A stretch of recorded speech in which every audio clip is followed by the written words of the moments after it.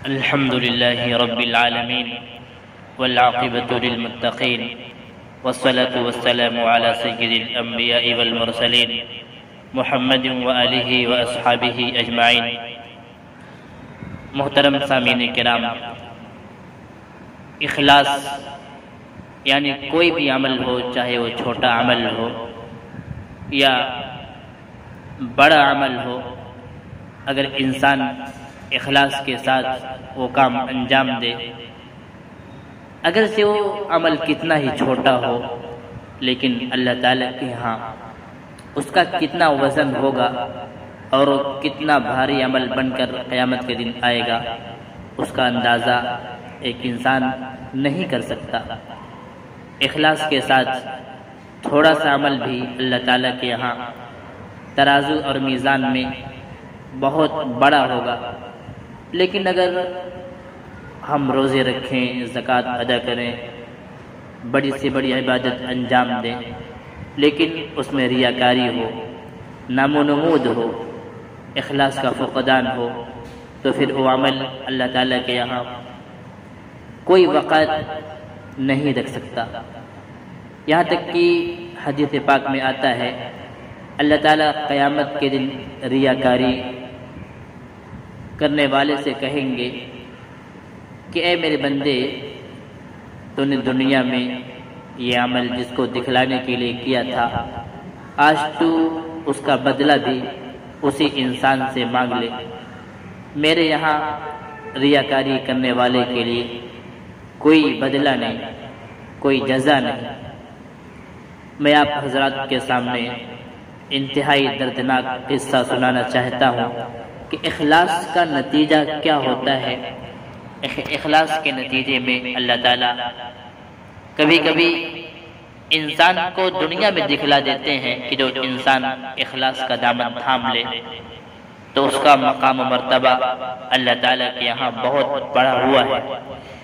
چنانچہ وہ قصہ آپ حضرات کو میں سنانا چاہتا ہوں، جسے مفکر اسلام مولانا سید ابو الحسن علی حسن ندوی رحمۃ اللہ علیہ نے نقل کیا ہے۔ فرماتے ہیں، لکھنؤ بازار میں ایک غریب درزی یعنی ٹیلر رہا کرتا تھا، جو ہر جنازے کے لیے اپنی دکان بند کر دیتا تھا۔ لوگوں نے اس سے پوچھا اور اس سے کہا کہ آپ کے کاروبار کو نقصان ہوگا۔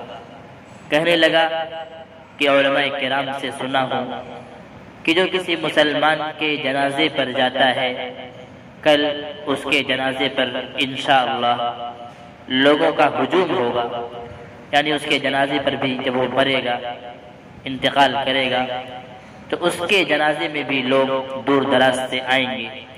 میں غریب ہوں، میرے جنازے پر کون آئے گا؟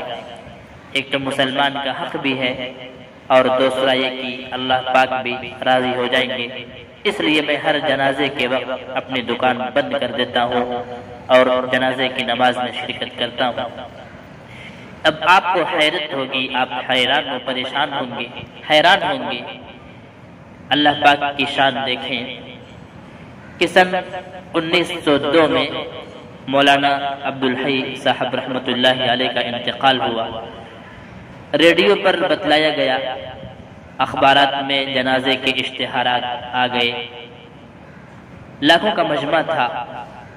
جب جنازہ گاہ میں ان کا جنازہ ختم ہوا تو جنازہ گاہ میں ایک دوسرا جنازہ داخل ہوا۔ اعلان ہوا کہ ایک اور عاجز مسلمان کا جنازہ بھی پڑھ کر جائیں۔ یہ دوسرا جنازہ کسی اور کا نہیں، اسی درزی کا تھا جو مولانا کے جنازے سے پڑھ کر نکلا۔ دونوں جنازوں کے لوگ اس میں شامل ہو گئے، اور پہلے جنازے سے جو لوگ رہ گئے تھے وہ بھی شامل ہو گئے۔ اللہ پاک نے اس درزے کی بات پوری کر کے اس کی لاج رکھی۔ وہ آدمی کون تھا؟ وہ آدمی وہی تھا جو اپنی دکان صرف اس وجہ سے بند کر دیتا تھا کہ میں نے علماء کرام سے سنا ہے کہ جو مسلمان کی نماز جنازہ میں شرکت کرے گا تو جب کل اس کا انتقال ہوگا تو اس کی نماز جنازہ میں بھی لوگ بڑی تعداد میں موجود ہوں گے، اور یہ ایک مسلمان کا دوسرے مسلمان پر حق ہے۔ آپ کو معلوم نہیں، حدیث پاک میں آتا ہے، بخاری اور مسلم دونوں کی روایت ہے، اللہ کے نبی صلی اللہ علیہ وسلم نے ارشاد فرمایا کہ حق المسلم علی المسلم خمس، ایک مسلمان کا دوسرے مسلمان پر 5 حق ہے۔ رد السلام، اگر کوئی مسلمان سلام کرے تو اس کا جواب دینا۔ آپ کو حیرت ہوگی کہ سلام کرنا یہ سنت ہے، لیکن سلام کا جواب دینا یہ واجب ہے۔ اور دوسرے نمبر پر فرمایا وعیادۃ المریض، کوئی مسلمان بیمار ہو جائے تو اس کی عیادت کرنا، اس کی دیکھ ریکھ کرنا، اس کی حال خیریت معلوم کرنا یہ مسلمان کا دوسرے مسلمان پر حق ہے۔ واتباع الجنائز، اسی پر اس نوجوان نے عمل کیا تھا، اس درزی اور ٹیلر نے اسی حدیث پر عمل کیا تھا کہ واتباع الجنائز، اگر کسی مسلمان کا انتقال ہو جائے تو اتباع الجنائز کا مطلب ہے جنازے کے پیچھے چلنا۔ کیا مطلب؟ جنازے کی نماز میں شرکت کرنا، مٹی دینا۔ وإجابة الدعوة، اگر کوئی مسلمان دوسرے مسلمان کو دعوت دے تو اس کی دعوت کو قبول کرنا یہ واجب ہے، یعنی مسلمان کا حق ہے۔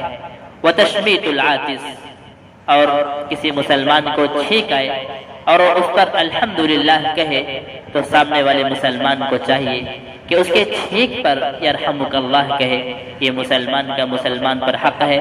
تو آپ نے دیکھا کہ وہ جو درزی تھا، جو ٹیلر تھا، وہ اپنی دکان بند کر دیتا تھا کسی جنازے کو دیکھ کر، اور اس میں شرکت کرتا تھا جنازے کی نماز میں کہ کل جب میں مروں گا تو میری بھی نماز جنازہ لوگ دور دراز سے پڑھنے آئیں گے، اور ایک طرح سے مسلمان کا حق بھی ہے۔ تو اللہ تعالیٰ نے اس کے اخلاص کی لاج رکھی، اور ایک بڑے حضرت کا انتقال ہوا، اور اس کے بعد اس درزی کا بھی انتقال ہو گیا، اور بڑے حضرت کے جنازے کی نماز میں جو دور دراز سے لوگ آئے تھے وہ سب وہاں موجود تھے، اور جتنے لوگوں کی نماز جنازہ چھوٹ گئی تھی وہ حضرات بھی اور پہلے کے لوگ بھی سب کے سب اس درزی کی نماز جنازہ میں شریک ہوئے۔ یہ اخلاص کا اثر ہے، یہی اخلاص کا نتیجہ ہے۔ اللہ تعالیٰ بسا اوقات اخلاص کے نتیجے کو دنیا میں بھی دکھلا دیتے ہیں تاکہ لوگ عمل کریں۔ اللہ تعالیٰ سے دعا ہے کہ اللہ تعالیٰ ہمیں بھی اخلاص والا بنائے، اخلاص کے ساتھ عمل کرنے والا بنائے، آمین۔ وآخر دعوانا ان الحمد للہ رب العالمین۔